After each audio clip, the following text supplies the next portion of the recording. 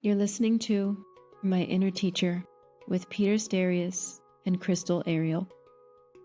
The answers you seek are within you. Okay. Hi, Daniel. It's such a pleasure to have you here with us. And I really enjoy the fact that the tables are turned a little bit here because I was on your podcast a couple months ago, and here we are. Let's see. Let's get right into it. Daniel, this modern life that we live in right now, there's so much noise, let's call it intellectual noise, and this idea of media bias and how that relates to yogis and how we're getting information and yet we're not quite sure what to trust. Can you, from your point of view, what is it that you've learned with media bias because of your history as a journalist, and how does that relate to a similar environment, let's say, in yoga philosophy? Thank you, Peter. Yeah, it's an honor to be here to chat, and I really appreciate your willingness to open up the fields to incorporate these sorts of matters, because there can be a tendency in yoga spaces either to go all in and become kind of sloganeering, politicking, agenda setting, agenda driven activists, or at the same time to say all of that is worldliness. That's not what we're here to talk about. And I think both of those perspectives aren't so helpful, actually. I think it's more helpful to start to see that worldliness and yoga practice, share a concern for the way in which we are conditioned, and that patterns of thought, a sort of famous description of this in the Yoga Sutra, the turnings of the mind, are getting us more and more stuck in mental conditioning unless we learn how to unwind that process.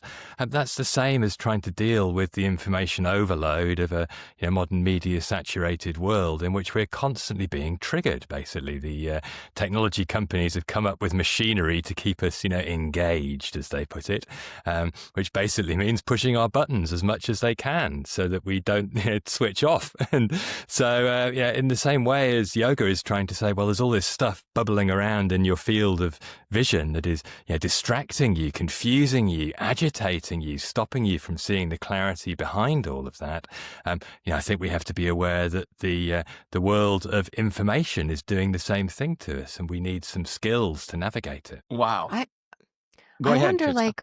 In social media, I was listening to this the other day, and I just want to get your opinion on it. I was listening to a podcast where someone said a lot of people share things on social media that aren't necessarily true for the sake of being true, but because it confirms their bias, it confirms their idea of what is true.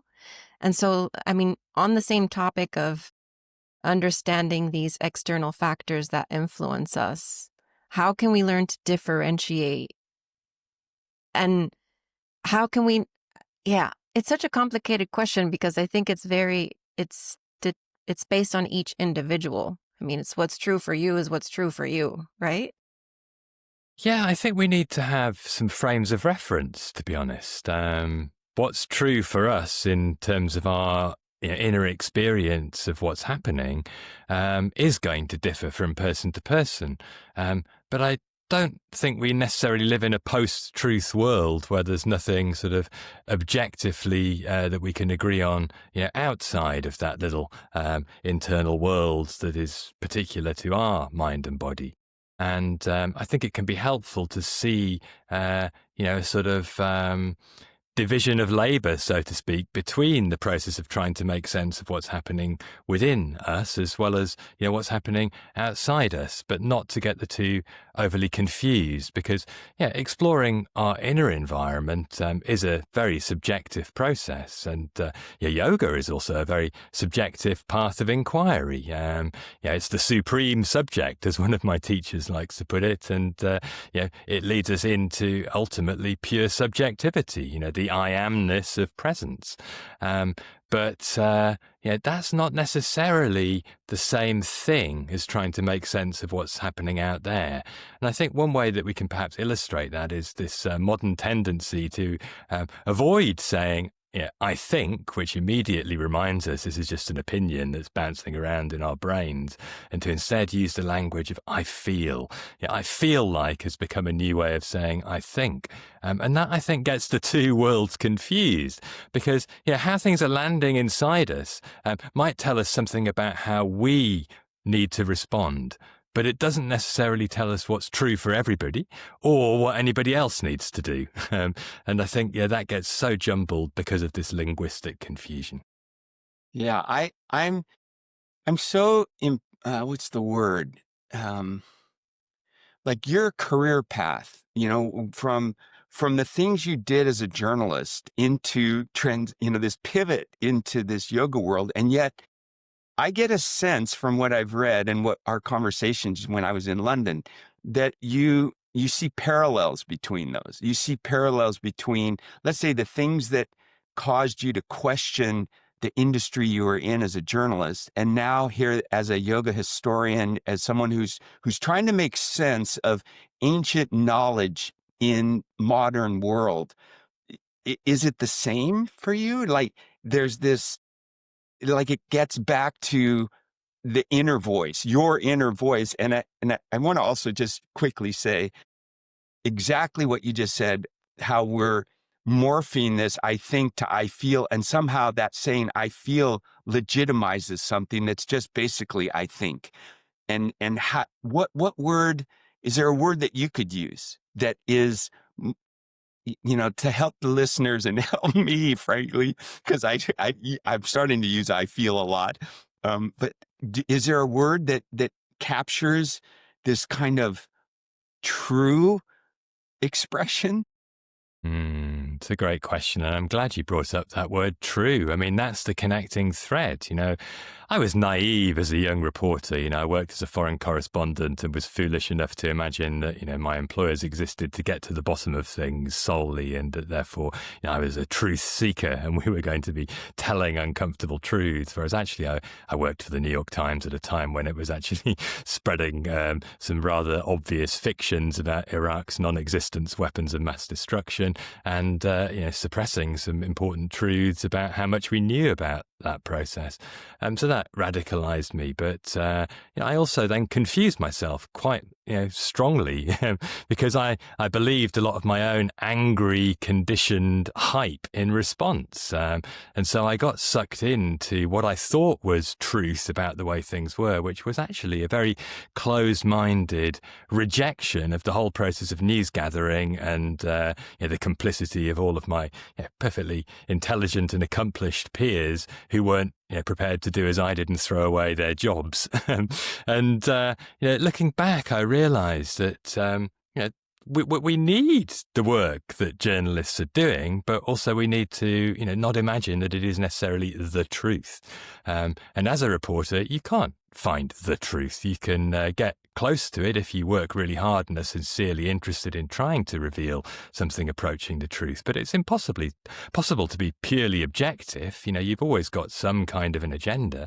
So the aim really is to be a bit more clear about that and to, try to keep that out of the process of weighing up evidence and to instead try to reach a conclusion based on a fair assessment of evidence and giving a fair hearing to multiple perspectives, rather than doing, as a lot of people are instinctively doing when they start to confuse I think with I feel, basically using intelligence to rationalize what is a gut instinct.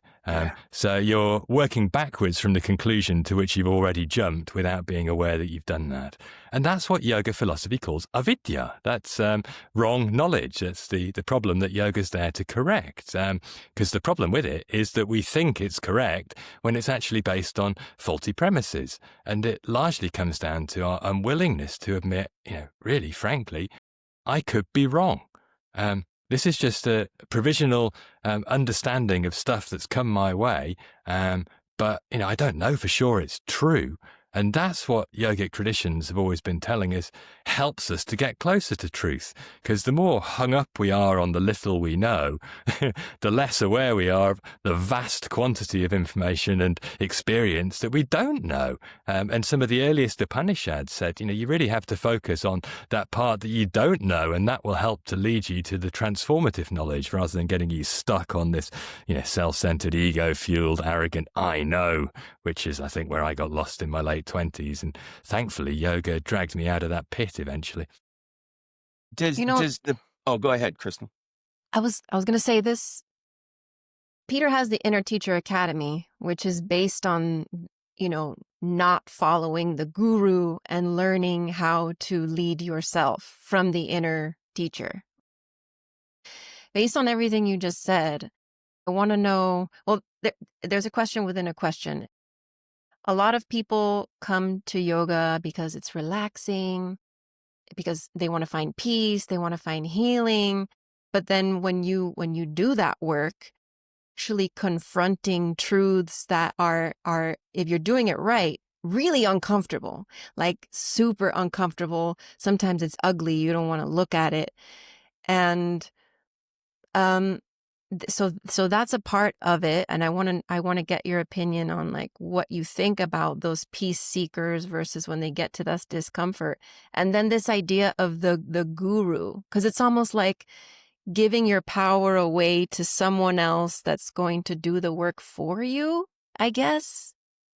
Well, that's a bit similar to this problem we've got with information overload, because the world's full of people who, distrust information that they're being given and yet latch on to some alternative source of information as if that's the gospel truth, rather than owning the fact that we don't know really what's true a lot of the time, and we're trying to do our best to sift through the information using critical thinking skills, reasoning skills, an awareness of the fact that we don't know everything, and a willingness to listen to people who might have more expertise without putting them on the pedestal where they have the authority to tell us what to think, and then we go out defending it as if our lives depended on it, rather than holding it all more lightly and being able to see these are just opinions that we're trying on for size and seeing whether they feel true to us. But that's still only applying to how it lands for us. And so I think that's part of actually also the other side of what you were describing. The willingness to sit in that uncomfortable space where things are uncertain. We're craving certainty, and the world seems to offer us certainly an illusion of it, day in, day out. All these false certainties being spouted out of my social media feed at me all day long, or through various mainstream or alternative media. But the reality is we don't necessarily know. And when it comes to actually, as you were explaining, the difficult path of inquiring into who we really are, we have to be prepared to let go of our assumptions and also the stories we tell about who we think we are. And what we find underneath that, when we're not, trying to polish this pretty picture of ourselves that we like to imagine, might be very destabilizing. And yoga dark. practice, dark, definitely. We're up against our shadow.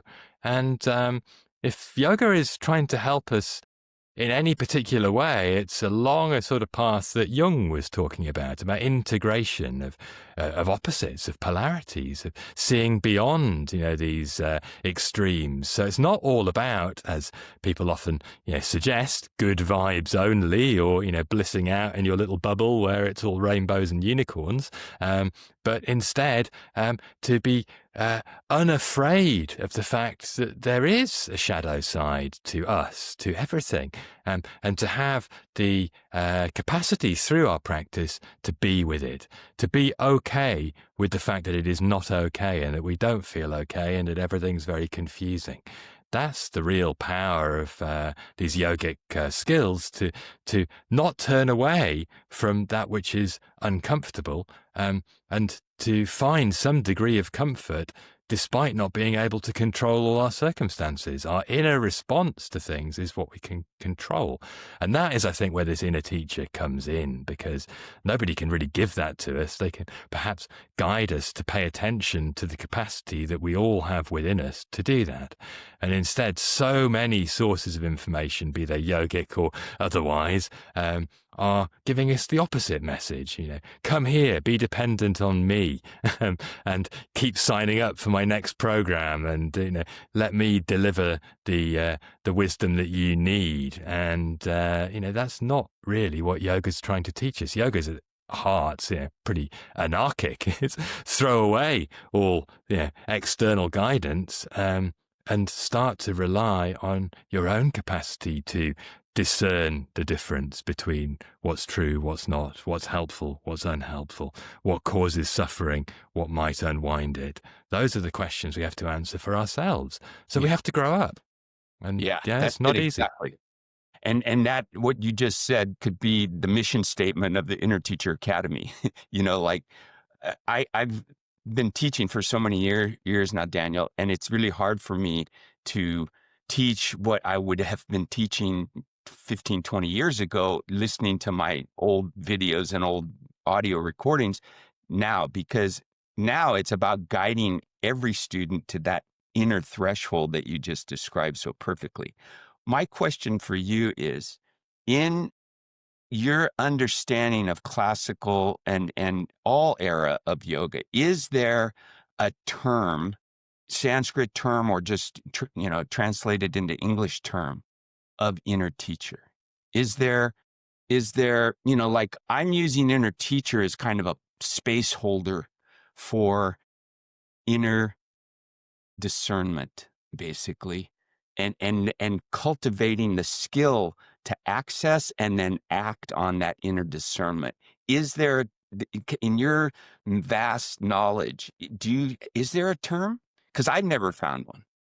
Well, I mean, what I was talking about there, about telling the difference, and you used the word discernment, both of those are ways of translating or presenting the Sanskrit concept of viveka, which is, for Patanjali, the means to liberation in the Yoga Sutras. It's also a term that has significance in Vedanta. And it's really this capacity that is very much caught up with the subtlest part of the mind, that is the part of us that is able to make wiser choices. What Sanskrit texts that based on the Sankhya philosophy, like Patanjali's Yoga Sutra, call buddhi. The name of the Buddha is another example of this. So it's to do with awakening, in a way, awakening this faculty within us that is wise, that can make sensible choices. The earliest text to define yoga is also talking about, in terms of meditation, that is, the Katha Upanishad is also talking about the need to distinguish between what is temporarily gratifying, the spiritual fast food, so to speak, and that which is, ultimately nourishing, that will transform us. And, it's very hard to tell the difference. So we have to refine that capacity. And viveka is, perhaps the closest I can think of something that will, approximate what that's about, because it comes from a verbal root, which is about separating the wheat from the chaff. And the ability to do that is the key to actually having some internal agency and autonomy in that respect, I think. This is a really good question. So it says, for our listeners who are already practicing self-inquiry, what is one subtle sign? I love the subtleties, that they're accidentally doing it in a way that's reinforcing their existing biases rather than challenging them. I would say that's perhaps about how attached we are to being right. And in the end, the ability to hold a strong point of view very softly, lightly, with the willingness to have it, proved wrong, I think is an indication of developing wisdom. And the need for one's own opinion to be reflected back by those around us, the media, whatever it may be, is a sign of immaturity in that respect, and an unwillingness to acknowledge that there are many ways of seeing, in fact, and this controlling instinct in us that wants it all to be the way that we see it, in order to make us feel better about the fact that it's all provisional and potentially uncertain. Is kind of the modern societal disease that we're hopefully, through yogic practice, trying to unwind a little bit, at least in its grip on us and its capacity to mislead us. Crystal, I want to respond to this too. Okay. I found in many conversations where there's a polarity, let's say, in between position, and having this idea of critical thinking, that I had confidence when I was younger, in my own ability to be a critical thinker, to fairly analyze two sides of a question and arrive at something that was respectful for the process. And yet, during the pandemic, that didn't work, and so I had to find other rules, and the other rules were really around relationship. Like I would make my point, but I would fracture the relationship, and that didn't that didn't feel good, and not, there's that word again, feel good. But what I'm getting at is, I've arrived at this idea that whatever practice I'm doing has to have the capacity for diversity and adversity. And the ultimate thing for me is, no matter how diverse the beliefs and this intensity of the situation, for the relationships that mean the most to me, that is where I start. Like, how can I contribute to this conversation with the deepest respect for the relationship? And of course, that involves family members, people that I love, that are close. But in my yogic field, when I'm, regularly practicing yoga, and I'm in that field a lot, there's no difference between my family and everyone else, And so that expansive quality of accommodating diversity and adversity applies to everyone in my life, even someone that I disagree with, even with someone that's just obviously in a lot of pain but hurting other people.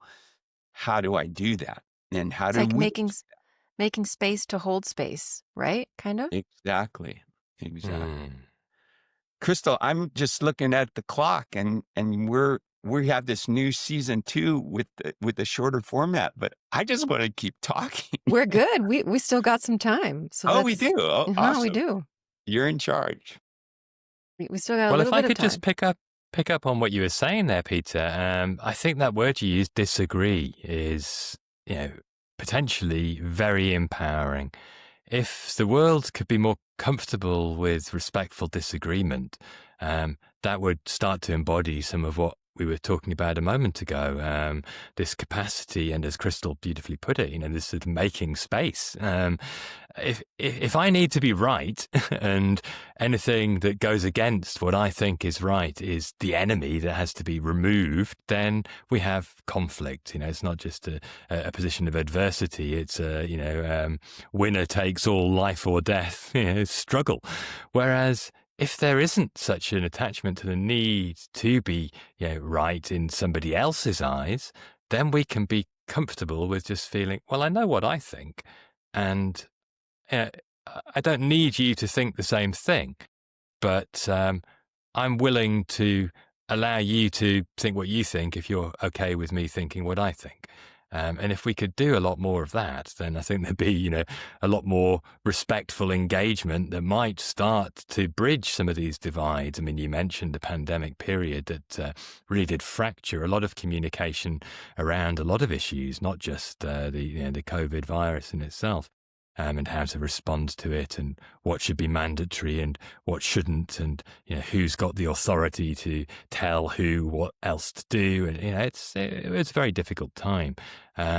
But I think that's also cemented itself now into a polarization around a lot of other topics and made it very difficult for people with conflicting perspectives to find a way to engage with each other. Instead, there's much more comfort in finding those relationships that affirm the strongly held view and to assume actually that there's nothing of value in a contrary perspective, rather than that they're all partial attempts to describe a bigger picture, and that actually there might be a great deal one could learn by listening to a different perspective without needing to be converted by it, but perhaps to say, that's a bit of a point there. I hadn't thought about it that way. And the best of journalism, when I signed up for it, was capable of doing that. And my I think naive conclusion as a young reporter, radicalized by New York Times invasion of Iraq stuff from over 20 years ago now, was that everybody should be more opinionated and make it transparent which perspective they were selling.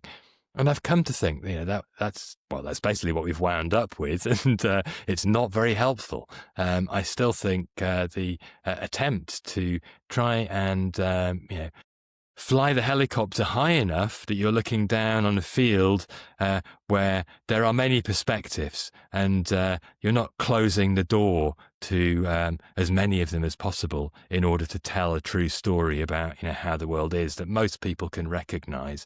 If you can go about it that way, even if you end up coming down on the side of one point of view, people feel there's something here that acknowledges that my point of view exists and is a legitimate point of view, even if it's been rejected in the conclusion of the article. And, I think the ability to speak in that way is what's lacking in a lot of cultural contexts these days. Yeah, that's a key point, is that we have to start with speaking. We have to start with voice. We have to start with this energy that represents our feelings as we voice them.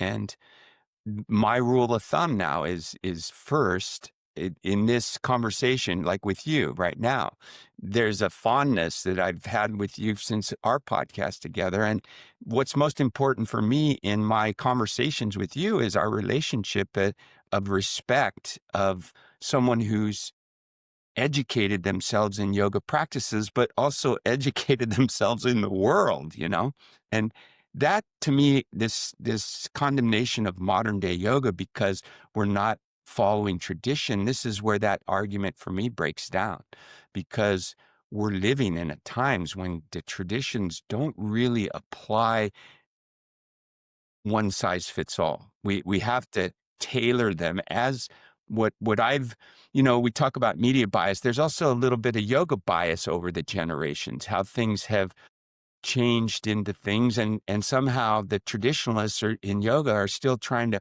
hang on to these literal symbols of ways to live life. And in reality, that's not what yoga is for. Yoga is this ability to discern what's happening in the moment.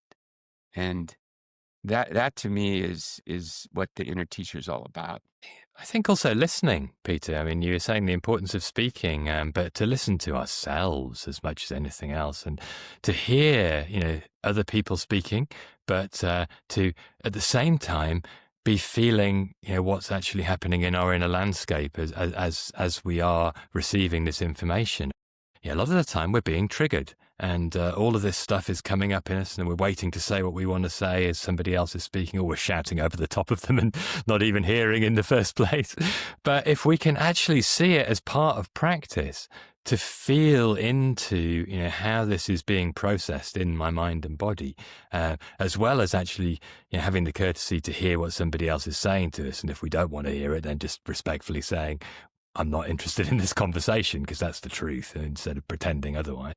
Then we can learn a little bit more about how to be, again, with this ultimate reality of discomfort. I mean, the world is uncomfortable. It's going to end for this embodied experience.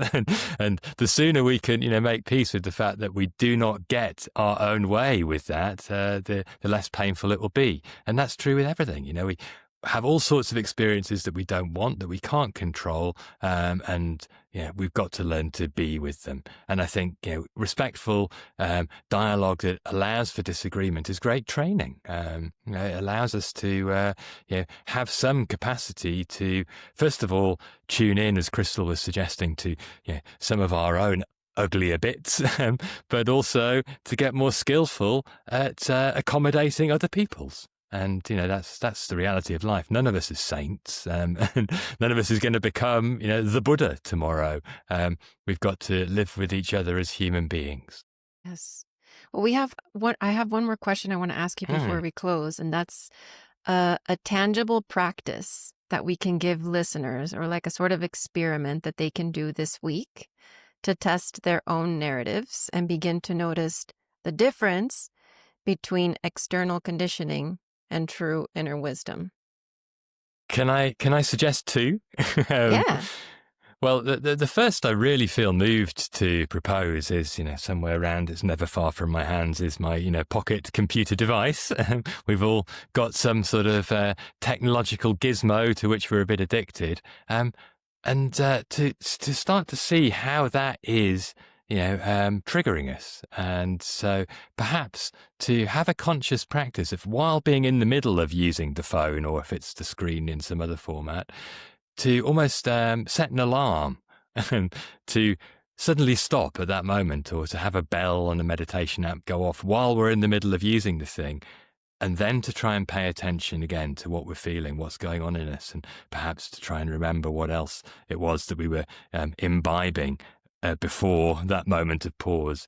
And then perhaps just to sit with the uncomfortable feeling that might be there of, whatever it is we've noticed, or even just to then put everything aside for 5 minutes and just try and be with ourselves with no technique whatsoever, and just see the restlessness in us, the desire for distraction, the longing for some sort of information input, the doom scroll that will just keep us engaged and not have to be with ourselves. So that's the one. And the second is building on that to actually keep what a friend of mine, this isn't my idea at all, I credit Matthew Green, a fellow former journalist who's also been on his own journey over the years, with this one. He calls it a trigger journal. So to spend, over the next week, a little bit of time, rather than having a gratitude journal at the end of the day, say, oh, it's all so lovely, I'm so happy, to say, or perhaps even through the day if you can, but what were the moments today where I really got activated by something, whether it's something somebody said, something that happened to me that, wasn't, what I would have wished, something I did that I'm feeling, whether it's shame over or, discomfort in some other way about, and just to write down what it was, how I felt, and what was I telling myself about it, and ultimately, is that true? Because a lot of the time these are strongly held feelings that we cling to in order to make the discomfort more bearable, and actually the reality is it's all just felt experience and thought, and none of it is permanent. It's all coming and going, but that doesn't mean it has no value. It actually deserves to be felt, seen and held for what it is. And then it might dissolve of its own accord over time. So those are the two practices, I think, pay attention to the device, and then perhaps sit with the uncomfortable removal of it for a few minutes, and also keep a little trigger journal and see if there are some patterns there, and particularly patterns of narratives associated with those strong feelings. Is it always someone else's fault? Perhaps. Those are great. Thank you, Daniel. This has been just a wonderful moment for me, and it's really awesome that this technology allows us this access. Yes. Well, thank you so both. Much fun. Yeah, I really appreciate your questions and your willingness, as I said at the beginning, to open up this field so broad. If yoga isn't helping us in day-to-day life with the most pressing issues of our time, what's it for? Yeah, exactly. Thank you. Thank you, Daniel. Thank you. That's it for this episode. Be well and stay open to the teacher within. If you've enjoyed our time together, follow or subscribe and stay tuned for upcoming chats you don't want to miss.